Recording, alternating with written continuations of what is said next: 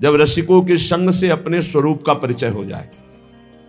नहीं, देह संबंध इतना सत्य प्रतीत होता है और देह के संबंधी इतने सत्य प्रतीत होते हैं कि प्रियालाल पराये लगते हैं, गुरुजन पराये लगते हैं और ये शरीर शरीर संबंध अपने लगते हैं। भगवत ऋषि जी महाराज कह रहे हैं, प्रायः देही को देखे नहीं, जो देखे सो देह। तीन भांति हुए जात सो विष्ठा क्रमि कै खेह। विष्ठा क्रमि कै खेह, मलमूत्र जान को, तौल नहीं तरवार मोल सब करत म्यान को। सारा सार विचार नहीं, श्रुति स्मृति तेही, तिनहि न भगवत मिले, तिनहि न भगवत मिले, देह मानत जे देही। बहुत सुंदर सिद्धांत का जो श्रीपाद कह रहे, मृत प्राय हो जाए, जीते हुए मर जाए, जीवित मर जाए, उलट आप में समाये, यह दिलगिरी है। ये प्रेम का मार्ग है, ये भगवत मार्ग है। मरना तो है ही, आज नहीं तो कल, तैयारी करो या ना करो, अचानक घटना घटेगी, मर जाओगे। अमर होके जाओ, स्वरूप बोध करके, भगवत प्राप्ति करके, तब तो यहां आना सार्थक हुआ। भगवत ऋषि जी कह रहे हैं, देही होता है आत्मा, जो इस देह को मैं माने हुए है। बड़ी भूल है, बड़ी भूल, इससे बड़ी कोई गलती नहीं हो सकती। और ये सब इसी गलती में फंसे हैं, चराचर जगत इसी गलती में माया फांसे है। ये शरीर मैं हूं ऐसा पूरा का पूरा भ्रम है, और 100 में 100% शरीर नहीं हूं। 1-8% भी होता तो बात, 100 का 100% बिल्कुल हमसे शरीर अलग है, हम शरीर से बिल्कुल अलग है। किसी भी तरह हमारा शरीर से संबंध नहीं बनता। ये जड़ है, हम चैतन्य हैं। ये विनाशी जो मैं है वो अविनाशी है। ये परिवर्तनशील वो एक रस, ये सीमित वो असीम। इसकी और अपने स्वरूप की तुलना ही नहीं हो सकती। तो देही को देखे नहीं, जो देखे सो देह। कोई स्वरूप की तरफ तो देख नहीं रहा, जिधर देखो सब देह को ही देख रहे हैं। देह की ही आसक्ति, ये मेरी पत्नी, मेरा पुत्र, मेरे पिता, मेरे माता, ये मैं, गोरा काला, ऊंचा नीचा। मेरा स्वरूप क्या है, इसकी तरफ कोई नहीं देख रहा, अपनी तरफ कोई नहीं देख रहा, देह की तरफ देख रहा। यही खास दुर्गति का कारण है। इसलिए हम कहते हैं कि आप अगरबत्ती ना लगाओ, आरती पूजा ना करो, चलेगा, आप नाम जप करो। अगर नाम जप करोगे तो सच्चिदानंद नाम है, वो आपको देह भाव से हटाकर स्वरूप में स्थित कर देगा। नाम जप करते हुए जब हृदय निर्मल होता है, अपने आप स्वरूप का बोध होने लगता है। वहां अकल नहीं लड़ानी पड़ती कि मैं शरीर नहीं हूं, मैं सूक्ष्म शरीर नहीं हूं, मैं कारण शरीर नहीं हूं। नहीं, जहां हृदय अंतःकरण निर्मल हुआ, अपने आप बोध होने लगता है। नाम जप, नाम जप, जितना नाम जप करोगे उतना हृदय निर्मल होगा, उतना ही शरीर आसक्ति हटती जाएगी। शरीर का राग हट जाना ही परमार्थ की सिद्धि है। यहां शरीर का सुख ही सिद्धि माना जाता है। मान सम्मान, खान पान, व्यवस्था, प्रणाम, नमस्कार, वाहवाही, यही अविद्या है, यही माया है। और इसी को हम भगवान की कृपा मानते हैं कि बड़ी कृपा है। ये कृपा नहीं, कृपा है कि शरीर और शरीर संबंधी भोग, मान, प्रतिष्ठा से मन उदासीन हो जाए। ये बहुत कठिन बात है। बिना भजन के नहीं होगी, बिना भजन के नहीं। भजन किए बिना आप चाहे वेदांत कंठस्थ कर लो, दूसरों को सुना लो, लेकिन स्वरूप बोध नहीं हो सकता। नायमात्मा प्रवचनेन लभ्या न मेधया न बहुना श्रुतेन। चाहे जितने बुद्धिमान हो, चाहे जितना सुन रहे हो, जब तक भजन नहीं करोगे तब तक बात नहीं बनेगी। देही को देखे नहीं, जो देखे सो देह। और ये देह क्या हो जाएगी, तीन भांति हुए जात सो विष्ठा क्रम के खे। गाड़ देंगे तो कीड़ा पड़ जाएंगे, फेंक देंगे कछुआ मछली कौआ ऐसे खा करके विष्ठा बना देंगे, जला दिया जाएगा तो राख हो जाएगा।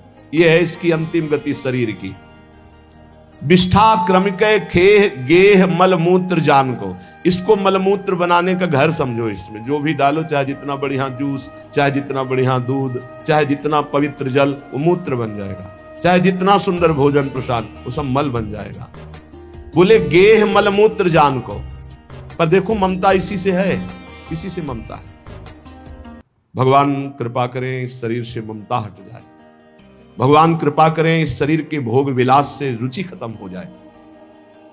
बोले संसार के लोग तलवार का तौल नहीं करते, मोल करते हैं म्यान का। ये म्यान है, तलवार को नहीं देखते। म्यान के अंदर जो देही, इस शरीर के अंदर जो आत्म तत्व है, उसको कोई नहीं जानता, उसका कोई परिचय नहीं पाता।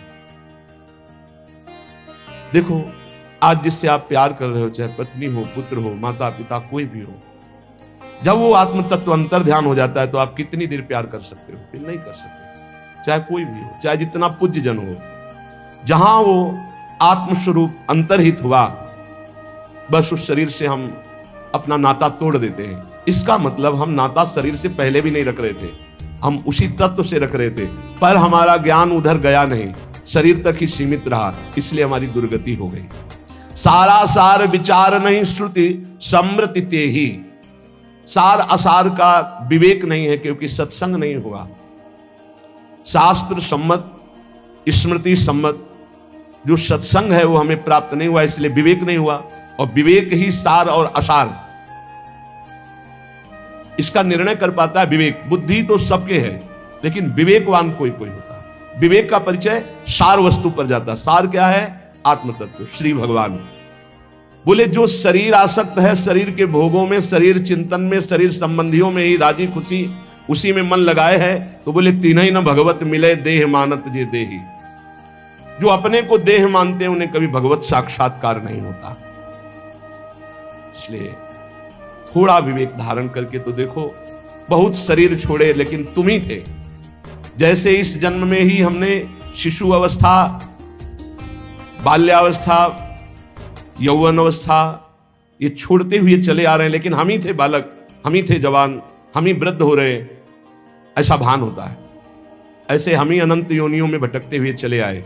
शरीर छूटते गए लेकिन मैं वही रहा, शरीर की अवस्थाएं बदलती गई लेकिन मैं वही रहा। उसी मैं को जानने के लिए सिर्फ भजन साधन है। भजन जितना भजन करोगे उतना ही। बुद्धि लगाने से समझ में नहीं आता, ये भजन करने से आता है। राधा राधा राधा राधा, कृष्ण कृष्ण कृष्ण कृष्ण, राम कृष्ण हरि, जो नाम प्रियो। क्योंकि संसार का, शरीर का चिंतन छोड़ना ही भगवत प्राप्ति का हेतु है। शरीर संसार का चिंतन छूटे, चाहे प्रभु के रूप ध्यान में, प्रभु के लीला गुण गायन में, प्रभु की सेवा में, प्रभु के नाम जप में। तो श्रीपाद कह रहे हैं जीवन ने वो मृत प्रायो देहादो निरहम ममः। जीवित अवस्था में तुम ऐसा स्वभाव बना लो मरे जैसा। कोई तुम्हारा अपमान करे कोई फर्क नहीं, कोई सम्मान करे कोई फर्क नहीं। दुख है बढ़िया है, सुख है कोई परेशानी। सुख में भी परेशानी होती है, हर्ष की, ये सब द्वंद्व है। सुख और दुख, मान और अपमान, लाभ और हानि, निंदा और स्तुति, द्वंद्वों से जो परे है वो मृत प्राय जीवित है, वो जीवन मुक्त महापुरुष है। कब ये स्थिति प्राप्त करेंगे? किसी और जन्म में। धोखे में मत रहना, इस जन्म में कर लो, नहीं आगे और ऐसा समय आएगा कि आपको भगवत प्राप्ति का सहयोग ही नहीं मिलेगा। मान लीजिए जो आज के 30-40 वर्ष पहले बड़े बड़े महापुरुष थे, निष्ठावान, ब्रह्मबोध संपन्न, भगवत प्रेमी, वो अंतर ध्यान हो गए। कुछ ऐसे 1-2-4, फिर आगे समय आएगा मिलना मुश्किल हो जाएगा। बिना भगवत प्राप्त महात्मा की भगवत प्राप्ति असंभव है। आज तक किसी को भगवत प्राप्ति हुई है तो भगवत प्राप्त महात्मा के संग से हुई। बहुत बढ़िया संयोग बना है धाम में, खूब आनंद पूर्वक वास, आश्रय, नाम जप, कीर्तन, सत्संग। अब अगर भगवत प्राप्ति न हुई तो फिर कब होगी? एक बार हिम्मत करो, तुम शरीर नहीं हो, शरीर के भोगों से हटो, शरीर के मान अपमान दुख सुख से हटो। तुम्हारा स्वरूप बहुत आनंदमय है, तुम्हें किसी भोग की जरूरत नहीं। पुनंति ब्रह्म रुद्रादीन एषाम चरण रेणवः सर्वभावेन मे सेव्यास ते वृंदावनवासिनः। जहां की चरण रज को ब्रह्मा शंकर शनकादि याचना करते हैं, ब्रह्मा शंकर शनकादि जिस चरण रज से पवित्र होने की चाह करते हैं, ऐसे वृंदावन का जो अखंड वास स्वीकार कर लेता है, मैं भाव से उसे अपने सेव्य के रूप में देख रहा हूं। सेव्य आराध्य देव के रूप में। वृंदावन वास चिदानंद स्वरूप की प्राप्ति सहज में है। ये धाम की महिमा रखी गई है इसलिए कि प्रचंड माया है। साधना करके माया को परास्त करके निकल जाना, ये तो केवल भगवान के कृपा पात्र की ही सामर्थ्य, दूसरे की सामर्थ्य नहीं। विश्वास कीजिए, एक क्षण में मन ऐसा पलटी मार जाता है कि जिसे समझा जाता है कि बहुत बैरागी है, जीवन में वैराग्य प्रधान है, वही भोगी हो जाता है, वही रागी हो जाता है। एक क्षण में पलटी मार जाता है मन। मन पर कभी विश्वास न करे। ये धाम का जो आश्रय है, धाम का जो वास है, ये भगवत प्राप्ति कराता है। गुरु चरणों का जो आश्रय है, प्रिया प्रीतम के चरणों की जो ठसक है, ये भक्ति ये ऐसी परम पावन प्रेममयी भक्ति प्रकाशित होती है जिससे देह भाव रहते हुए भी भगवत प्राप्ति हो जाती है। देखो अजामिल का देह भाव छूटा था क्या? वो तो नारायण बोला पुत्र के बहाने, हुई ना भगवत प्राप्ति। ऐसे ही हम देह भाव युक्त हैं, पर राधा राधा राधा राधा बोलेंगे, निश्चित भगवत प्राप्ति हो जाएगी। ये नाम की महिमा है, ये धाम की महिमा है। पर इसमें है कि जो दुख सुख आवे, शिकायत मत करो प्रभु से। हम ये देखते हैं कि अपने लोगों की भक्ति स्वार्थी भक्ति है। अनुकूलता में तो हम भगवान को भी मानते हैं, गुरु को भी मानते हैं, जय जयकार करते हैं, और प्रतिकूलता उनकी तरफ से नहीं, आपकी मानी हुई प्रतिकूलता है। प्रतिकूलता हुई तो भाव बदल गया, संसारिक भाव आ गया, भगवान के प्रति अश्रद्धा हो गई, गुरु के वचनों में अश्रद्धा। ऐसा नहीं होना चाहिए। नहीं, देखो भगवान ब्रह्मा जी जिनके दरबार में स्वयं वेद हाथ जोड़े खड़े रहते हैं, वो सिद्धांत का वर्णन करते स्थिति में कह रहे कि तत्तेनुकंपाम, ये बड़ा अमृतमय श्लोक है और यही जीवन है, यही जीवन है। हर कष्ट शरीर के सहने की सामर्थ्य इसी भावना में होती है। ये बहुत अमृत है, इसको धारण कर लो, इसी से चैन से जी सकते हो। शरीर तो विविध प्रकार के क्लेशों का घर है। तत्तेनुकंपाम सुस्मीक्षमाणो भुंजान एवात्मकृतं विपाकम हृद्वार वपुर्भिर्विदधन् नमस्ते जीवेत यो मुक्ति पदे सदाय भाग। ये अमृत में श्लोक कह रहे हैं, जो उपासक भारी कष्ट की स्थिति है, पर हर समय बड़ी कृपा है, बड़ी कृपा है, श्री जी की बड़ी कृपा है। तत्तेनुकंपाम सुस्मीक्षमाणो, हर समय देखता है, बड़ी कृपा है, और सच्ची कहते हैं बड़ी कृपा है। कष्ट में बहुत कृपा है, अनुभव करो। तुम शरीर में अपनापन करके प्रभु से विमुख हो, इसलिए लगता है क्या कष्ट में कृपा हो सकती है? नहीं, बहुत कृपा है। ये वही जानता है जो भगवान की शरण में है। हरिचरण दास नाम के एक महात्मा के दर्शन करने गए, उन्हें कैंसर था पेट में, स्वस्थ शरीर ऐसा हो गया था, उठ नहीं पा रहे थे, बोलने की हिम्मत नहीं थी। जब नजदीक गए, ऐसे हाथ पकड़ा और ये श्लोक कहा, तत्तेनुकंपाम सुस्मीक्षमा। अब आपको कैसे बताएं कि हृदय विदीर्ण हो रहा था कि इतनी भयानक कष्ट की स्थिति में, मतलब ऐसी स्थिति, और फिर भी उनकी आंखों में आंसू थे और कह रहे तत्तेनुकंपाम सुस्मीक्षमा। बड़ी कृपा है मेरे ठाकुर की मेरे ऊपर, बड़ी कृपा। उनका शरीर पूरा हुआ, भागवत निवास में बड़ा मंगलमय यात्रा निकली। जो क्षण क्षण पर इष्ट की बड़ी कृपा है, बड़ी कृपा है, गुरुदेव की बड़ी कृपा है, आराध्य देव की बड़ी कृपा, ऐसा अनुभव करता रहता है। और प्रारब्ध के अनुसार भुंजान एवात्म कृतम विपाकम, प्रारब्ध के अनुसार जो दुख सुख प्राप्त होता है उसे भोग लेता है निर्विकार मन से। विकार का मन क्या होता है? इतना भगवान का भजन करते, कदम कदम पे परेशानियां, क्या भक्ति का लाभ मिला, क्या भजन का लाभ मिला? कदम कदम पे पाप करने वाले ऐसे ऐसे लोग हैं जिनको पूरा जीवन हो जाता है, कभी कोई चोट नहीं लगती। क्यों? क्योंकि उनको अनंत जन्म भटकना है। भजन करने वाले के कदम कदम पे बाधा होती, क्यों? क्योंकि उनका अनंत जन्मों का हिसाब खत्म होना है और उनको प्रभु के पास जाना है। इसलिए बड़े बड़े महान संतों के भी जीवन में बड़े कष्ट देखे गए। देख लो, इस श्लोक को बहुत ध्यान से सुनना। निर्विकार मन से बड़ी कृपा है। चाहे हम जिनको प्यार करते हैं वो हमें दुत्कार दें, तिरस्कार करें, हमारी तरफ देखें ना, पर हम उनकी बड़ी कृपा मनाएं। तो अंतर्यामी वो अंदर से जब देखते हैं ना कि अरे ये तो टूटने वाला नहीं, फिर जो बरसते हैं फिर निहाल कर देते हैं। इस सिद्धांत को समझ लीजिए। तत्तेनुकंपाम सुस्मीक्षु, बड़े महाभागवत होते हैं जो ये बात, बड़ी कृपा है, हर बात में बड़ी कृपा है, श्री जी की बड़ी कृपा है, बहुत कृपा है। कैसे हो? बड़ी कृपा है, अंदर से अपने निकलता रहे, बड़ी कृपा है, बड़ी कृपा है। जो क्षण क्षण में उत्सुकता पूर्वक कष्ट में बोलता रहता है, बड़ी कृपा है श्री जी की, बहुत कृपा है। तो बोले बनावटी क्या बोले, कष्ट शरीर में, वो कह रहे बड़ी कृपा है। नहीं, आप श्री जी के हुए नहीं इसलिए आपको ऐसा लग रहा है। नहीं, आप जब देखोगे ना तो जैसे बाहर आग लगी हो, वो अंदर एसी रूम में आप ऐसे बैठे हो जहां आग का प्रवेश ही नहीं, तो आप क्या बोलोगे? बड़ी कृपा है। क्योंकि बाहर आग तुम्हें दिखाई दे रही, अंदर का वो आनंद रूम नहीं दिखाई दे रहा, जिसमें कहीं किंचन मात्र कोई शोक, कोई दर्द, कोई क्षोभ, कोई चिंता नहीं है, किंचन मात्र नहीं। ये तब होता है जब प्रभु के सिवा अपना कोई नहीं होता, तब ये रूम मिलता है। यही है, हृदय में ही है एक ऐसा रूम जिसमें किसी भी द्वंद्व का स्पर्श नहीं होता, मृत्यु का भी प्रवेश नहीं। नैनम छिन्नन्ति शस्त्राणि नैनम दहति पावकः न चैनम क्लेदन्त्यापो न शुष्यति मारुता। बड़ा अद्भुत आनंदमय स्वरूप, क्षण क्षण में उत्सुकता पूर्वक के कहता रहता है बड़ी कृपा, बड़ी कृपा। भीषण पीड़ा और कष्ट में भी प्रारब्ध के अनुसार जो दुख सुख आ जाए, मान अपमान निंदा स्तुति मिले, निर्विकार मन से भोग ले, कभी भगवान से शिकायत न करे। बड़ा मंगल विधान, बहुत बढ़िया सफाई हो रही, बहुत बढ़िया धुलाई हो रही। श्री जी के पास जाना है ना तो गंदे बन के थोड़ी जाना है। शुभ अशुभ ये दोनों गंदगी ही है, शुभ अशुभ दोनों गंदगी। श्री जी के पास चलने के लिए शुभ अशुभ दोनों नहीं चाहिए। शरण निरापक पद रमित सकल अशुभ शुभ नंश, अशुभ और शुभ दोनों नंश, दोनों का नाश होना है। ये कृपा कर रहे हैं।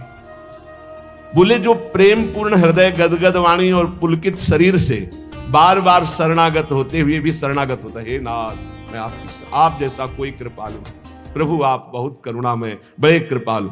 बोले जैसे पिता की प्रॉपर्टी संपत्ति पर पुत्र का अधिकार हो जाता है, ऐसे उस भक्त का अधिकार भगवत प्राप्ति पर, भगवान पर हो जाता है। परम पद का अधिकारी हो जाता है, वो भगवान पर अधिकार कर लेता है, जो हर क्षण कृपा का अनुभव करते हुए दुख सुख को सह लेता है। शिकवा शिकायत नहीं, ये नहीं, ये इस मार्ग में नहीं। एक बार हिम्मत कर लो, निकल चलो।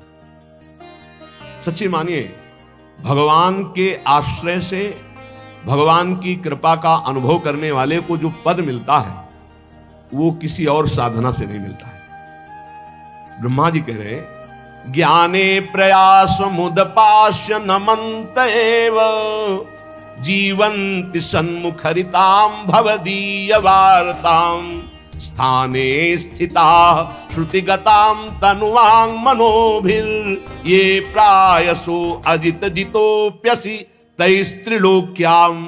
आहा, जो लोग ज्ञान के लिए प्रयत्न ना करके जहां हैं वहीं स्थित होकर सत्संग करते हैं, केवल सन्मुखरिताम भवदीय वार्ताम, भगवत प्रेमी महात्माओं के द्वारा गाई हुई जो भगवत चर्चा है, भगवत सिद्धांत है, ये जो सुनते रहते हैं कानों से, ज्ञान का कोई साधन नहीं करते, कोई प्रयास नहीं करते, शरीर वाणी और मन से विनयावनत होकर के, बड़ी कृपा है। हमारा जीवन ही है सत्संग, बड़ी कृपा है, भगवान हमें सत्संग दे रहे हैं। तो बोले यद्यपि आपको अजित कहा गया है, त्रिभुवन में कोई आप पर विजय नहीं प्राप्त कर सकता, पर हे अजित वो आपको जीत लेता है, वो आप पर विजय प्राप्त कर लेता है, आप उसके अधीन हो जाते हैं। किसके? जो ज्ञान के लिए प्रयत्न ना करके जहां है आसपास, जहां सत्संग मिलता हो, जाकर सत्संग सुने, भगवत प्रेमी महात्माओं के द्वारा गाई हुई भगवान की लीला कथा, सुंदर सिद्धांत, इनको सुनते हुए शरीर से, वाणी से, मन से अहंकार रहित होकर विनयावनत। तो बोले प्रभु यद्यपि आप अजित हैं, त्रिलोकी में कोई आप पर विजय प्राप्त नहीं कर सकता, पर हे अजित वो आपको जीत लेता है, वो आप पर विजय प्राप्त कर लेता है। श्रेया श्रुतिम भक्ति मुदश्यते विभो क्लिश्यन्ति ये केवल बोध लब्धये तेषामशौ क्लेशल एव शिष्यते नान्यद यथा स्थूल तुषावघातिनाम। परम कल्याण का स्वरूप क्या है? श्रेयः श्रुतिम भक्ति मुदस्यते विभो। आपकी भक्ति परम कल्याण का मूल स्रोत है। अगर प्रभु की भक्ति नहीं करता, केवल ज्ञान की प्राप्ति के लिए प्रयास करता है, तो भगवान ब्रह्मा जी बोल रहे हैं, बोले उनके हाथ में श्रम लगता है, वो परिणाम में केवल क्लेश पाते हैं, क्लेश ही क्लेश हाथ लगता है। कैसे? बोले जैसे थोथी भूसी, जो धान होता है उसका चावल निकल गया तो जो बचता है उसे भूसी कहते हैं। भूसी कूटने वाले को केवल श्रम ही श्रम हाथ लगता है। ऐसे जो भगवान की भक्ति नहीं करता, नाम जप नहीं करता, भगवत आराधना का विरोधी भाव रखता है, तो चाहे जितना ज्ञान बघार ले, उसके हाथ में क्लेश ही क्लेश, श्रम ही श्रम रहेगा। वो जीवन मुक्त नहीं हो पाएगा, क्योंकि बोध होता है इष्ट कृपा, गुरु कृपा से। हे अच्युत, इस लोक में पहले बहुत से योगी हो गए हैं, ब्रह्मा जी ने देखा, क्योंकि उन्होंने सृष्टि रची है। और जब बहुत साधनाएं करके हार गए और देखा कि परमानंद की प्राप्ति नहीं हुई, तब उनको एक उपाय सूझा। लौकिक और वैदिक समस्त कर्म आपके चरणों में समर्पित कर दिए और आपकी लीला कथा नाम गुणगान में लग गए। जो ही लीला कथा नाम गुणगान में लगे, भक्ति का स्वरूप जागृत हुआ, तो उन्होंने परम पद की प्राप्ति कर ली। सार बात भगवान की शरण में होकर नाम जप करते हुए, सत्संग सुनते हुए, लीला गुण गायन करते हुए, हर क्षण चाहे जैसा दुख सुख की परिस्थिति हो, भगवान की बड़ी कृपा है ऐसा मनाते रहने वाले को ऐसे परम पद प्राप्त हो जाता है, जैसे पिता की प्रॉपर्टी पर, संपत्ति पर पुत्र का स्वतः अधिकार हो जाता है। भगवान, कितने आश्चर्य की बात है कि आप हैं अपने, आप ही अपने हैं, हमारी आत्मा है, पर लोग शरीरों को अपना मान रहे हैं और आपको पराया मान रहे हैं। आप देखो, हृदय से देखो, भगवान कोई पराये से लग रहे हैं। अपनेपन की पहचान क्या होती है? जब हम कहीं भी जाते हैं तो जिससे अपनापन होता है उसके लिए सुख की चाह होती है। जैसे हम बाजार गए, कोई अच्छी चीज देखी, तो जिससे हमारा अपनापन होगा अधिक, उसकी याद आएगी, ये अमुक वस्तु उसको बहुत प्रिय है, उसको ले चलते हैं। ऐसे हम भगवान के पास भी जाते हैं तो क्या मांगते हैं? जिससे अपनापन होता है उसी को मांगते हैं। हमारा बेटा ऐसा हो जाए, हमारे धन बढ़ जाए, हमारे ये हो जाए, वो। इसका मतलब अपनापन धन से है, पुत्र से है, पत्नी से है, संसार से, प्रभु से नहीं। प्रभु, कितने आश्चर्य की बात है कि आप हैं अपनी आत्मा, आप हैं अपने, पर लोग आपको पराया मानते हैं, शरीर और शरीर संबंधियों को अपना मानते हैं। और कोई नहीं हुआ, कभी नहीं हुआ हमारा। कितने जन्म व्यतीत हो गए, वैसे ये भी जन्म व्यतीत हो रहा है प्रभु को अपना मानने के लिए। अभी कल्या परसों एक प्रश्नकर्ता ने प्रश्न किया कि जब भगवान हमारी बात नहीं सुनते हैं तो हमें भगवान पर विश्वास नहीं रहता, अश्रद्धा हो जाती है, भगवान हमारी बात नहीं सुनते। पूरी सृष्टि में अगर तुम्हें कुछ भी चाहिए तो तुम्हारे पास तप होना चाहिए, भजन होना चाहिए, पेमेंट है। भगवान पे श्रद्धा करने की बात मुक्ति के लिए, परम पद के लिए, कामनाओं की पूर्ति के लिए तुम्हारे पास तप होना चाहिए। ब्रह्मा जी ने करदम जी को कहा, हमारी आज्ञा है जाओ सृष्टि का विस्तार करो। उनका सृष्टि के विस्तार के लिए तो पत्नी चाहिए। मन में सोचा, अब मुझे पत्नी कैसे मिलेगी? देने का है भगवान सुंदर पत्नी दे दो, नहीं, 10,000 वर्ष तक तपस्या की, फिर भगवान प्रकट हुए। कहा हमें सुंदर पत्नी चाहिए। बोले विश्व की सर्वश्रेष्ठ सुंदरी और महान धर्मयुक्त महाराज मनुष्य रूपा से प्रकट हुई श्री देहूति जी। ऐसे थोड़ी कि तप न करो, व्रत न करो, भजन न करो, हे भगवान मुझे ये दे दो, ऐसे ऐसे पूरी सृष्टि श्री भगवान की है। भगवान को चाहोगे कि भगवान मुझे मिल जाओ तो वो कृपा करके भजन देंगे, वो आगे बढ़ जाओ। संसार की वस्तु चाहनी, तुम्हारे पास तप होना चाहिए, पुण्य होना चाहिए। अगर नहीं है तो तुम्हारी श्रद्धा करने से वहां कोई फर्क नहीं पड़ता। खुली बात समझ लीजिए, तुम्हें अपनी कामना पूर्ति करनी तो सांगो पांग उतना तप, उतना भजन, उतना साधन होना चाहिए। नहीं है तो केवल अगरबत्ती लगाने से नहीं चल जाएगा। एक अगरबत्ती लगाओगे तो एक अगरबत्ती की पैकेट की व्यवस्था कर देंगे, एक पैकेट लगाओगे तो 100 पैकेट की व्यवस्था कर देंगे, 1 रुपया चढ़ाओगे तो 1 लाख की व्यवस्था कर देंगे, इतने धनी है।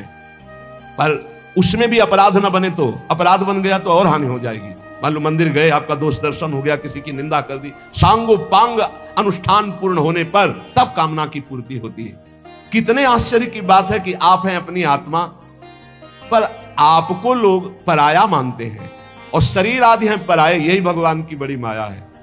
ये बहुत प्यारा लगता है। इसको छोड़ने की बात आने पर देखो कैसा धक धक होने लगता है। अभी छोड़ने की बात सोचो कि ये छूट जाएगा तो कैसा लगता है। यार भगवान ऐसी कुछ कृपा करे कि ये अविनाशी हो जाए, ये न छूटे बस, और ये छूटेगा। भगवान ने अवतार लिया तब उनका शरीर छूटा, तो तुम्हारा क्या बात है। भगवान ने जब दिव्य तनु धारण किया चिदानंद, तो भी अंतर ध्यान की लीला की कि नहीं की, तो फिर तुम्हारा पांच भौतिक तुम्हारा तो छूटेगा ही छूटेगा। तो जब छूटेगा ही तो पहले ही से छोड़ दो इसका राग, तो भगवत प्राप्ति हो जाएगी। प्रभु ये बाहरी खोज शुरू किए हैं, बाहर ढूंढ रहे हैं, और आनंद तो अंदर है, क्योंकि आप आनंद समुद्र हो। तो बाहर कितना भी भोग लो कभी तृप्ति होने वाली नहीं। तृप्ति तो तब होगी जब अंदर आओगे, अंदर हृदय में परमानंद स्वरूप भगवान है, तभी आनंद की अनुभूति होगी। तभी जैसे गोस्वामी तुलसीदास जी करे, जाकी कृपा लवलेश ते मति मंद तुलसी दास हो, पायो परम विश्राम राम समान प्रभु नाही कहूं। प्रभु जब आपका कोई निरंतर भजन करने का प्रयास करता है तो आप उसके हृदय में स्फुरित होने लगते हैं। आप देखना, आप जितना भजन करते हैं तो कभी कभी आपके भावनात्मक छवि आती है, श्री जी की, लालजू की, प्रभु की। आप जैसे उपासक हैं, जिस कोटि का भजन है उस कोटि की झांकी आएगी। कल्पनात्मक जिसे आप कहते हैं वो है भावनात्मक, अचानक आती है, वही आकर्षण होता है। जितना आप भजन करेंगे उतने ही प्रभु नजदीक आते चले जाएंगे। वो कल्पना नहीं है, जो प्रभु आते हैं वो आते हैं, पक्की बात मानना। जैसे आपके भाव में दिखाई दे रहा है, ललित त्रिभंगी, लालजू, प्रियाजू, जैसा भाव बन पा रहा है, बहुत थोड़ा थोड़ा दिखाई दे रहा है, तो वो थोड़ा थोड़ा भजन है, इसलिए उतना झलक रहे हैं। और भजन बढ़ाओ, स्पष्ट दिखने लगेंगे, जैसे हम आपको देख रहे हैं, आप हमें देख रहे हैं, ऐसे प्रभु दिखने लगेंगे। आप भजन बढ़ाओ। प्रभु ये अज्ञान कल्पित जगत है, इसका नाश होने में देर नहीं लगती। नाम जप करो, नाम जप। उमा कहूं मैं अनुभव अपना, सत हरि भजन जगत सब सपना। बहुत धोखे में फंसे हो प्यारे, ये सीधा नरक है, ये ऐसी कष्ट, ऐसी समस्याएं, और भोगना उसको पड़ रहा है जीव को, और बिल्कुल अलग है, कोई कष्ट उसे नहीं, पर ममता के कारण भोगना पड़ रहा है। यही भक्ति ज्ञान के द्वारा हम ममता का त्याग कर देते हैं तो जीवन मुक्त हो जाते हैं, परमानंद में डूब जाते हैं। प्रभु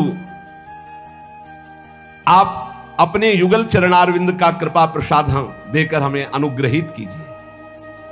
प्रभु के चरणों में जितना चित्त जोड़ते जाओगे उतने ही समस्त दुखों से आप मुक्त होते चले जाओगे। प्रभु को भूलकर जितना भोगों में फंसते जाओगे उतने दुख भोगते चले जाओगे। आद्य गुरु भगवान शंकराचार्य, ये संसार ना था, ना है, न रहेगा, उड़ा दिया। ना संसार था, न संसार है, न संसार रहेगा। सर्पादौ रज्जु सत्येव ब्रह्म सत्यैव केवलम प्रपंच धार रूपेण वर्तते तद जगन नहीं, नहीं है। कैसे? बोले पहले प्रभु थे, बाद में प्रभु रहेंगे, तो बीच में क्या है? प्रभु ही तो है। जैसे कोई कह देता है अरे ये तो ज्ञान की बात है, तो भक्त ज्ञान ही होता है क्या? गोस्वामी तुलसीदास जी को क्या दिखाई दिया? पूरा संसार। सिय राम मैं सब जग जानी, करऊं प्रणाम जोरी जुग पानी। अपने को बहुत बड़े भक्त हम कहते हैं, हमें क्या दिखाई देता है? स्त्री पुरुष, अच्छा बुरा नहीं है ये नहीं है। क्या है?